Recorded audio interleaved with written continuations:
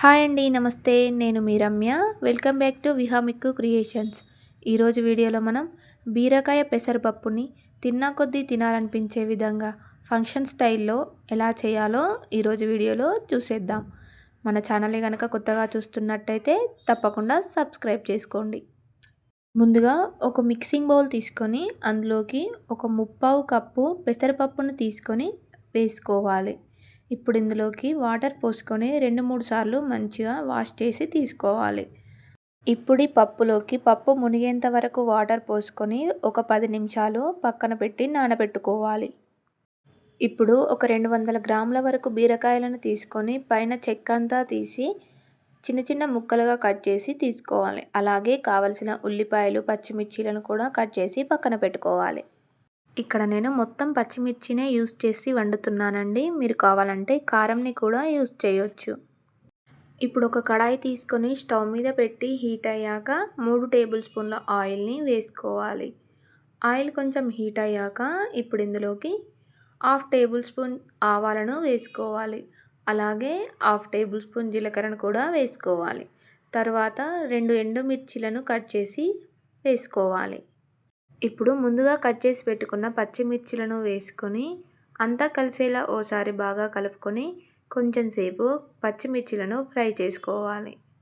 పచ్చిమిర్చీలు కొంచెం ఈ విధంగా ఫ్రై అయ్యాక ఇప్పుడు ఇందులోకి ఒక రెమ్మ కరివేపాకును వేసుకోవాలి. అలాగే కట్ చేసి పెట్టుకున్న ఉల్లిపాయలను కూడా యాడ్ చేసుకొని మరోసారి కలుపుకొని మరికొంచెం సేపు మగ్గించుకోవాలి. ఉల్లిపాయలు, పచ్చిమిర్చి ఈ విధంగా మగ్గినాక ఇప్పుడు ఇందులోకి 1/2 టేబుల్ స్పూన్ పసుపుని వేసుకోవాలి. అలాగే 1 టేబుల్ స్పూన్ అల్లం వెల్లుల్లి పేస్ట్ని కూడా వేసుకొని మరోసారి అంతా కలిసేలా కలుపుకొని పచ్చివాసన పోయేంత వరకు మగ్గించుకోవాలి.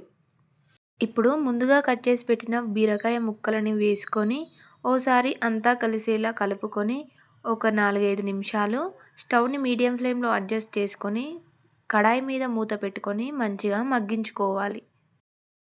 మధ్య మధ్యలో మూత తీస్తూ అంతా కలిసేలా కలుపుకుంటూ 4-5 నిమిషాలు మగ్గించుకోవాలి. బీరకాయలు ఈ విధంగా మగ్గినాక ముందుగా నానబెట్టుకున్న పెసరపప్పును వేసుకోవాలి. ఈ విధంగా పెసరపప్పు నానబెట్టుకొని వేసుకుంటే పప్పు అనేది కొంచెం తొందరగా ఉడుకుతుంది. ఇప్పుడు అంతా కలిసేలా ఒకసారి కలుపుకొని మరొక 3-4 నిమిషాలు గిన్నె మీద మూత పెట్టుకొని మంచిగా మగ్గించుకోవాలి. కొంచెం మగ్గినాక 1 టేబుల్ స్పూన్ ఉప్పుని వేసుకోవాలి. మీరు కారంని యూస్ చేస్తున్నట్లయితే ఈ టైంలో కారంని వేసుకుంటే సరిపోతుంది.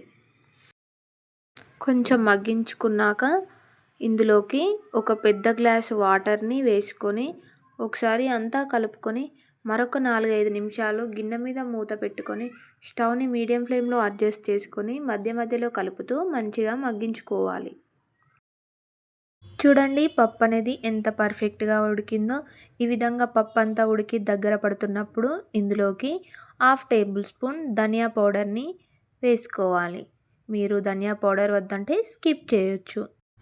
ఒకసారి కలుపుకొని అలాగే గుప్పెడు కొత్తిమీరను కూడా వేసుకొని అంతా కలిసేలా మరొకసారి కలుపుకొని స్టవ్ ఆఫ్ చేసుకోవాలి.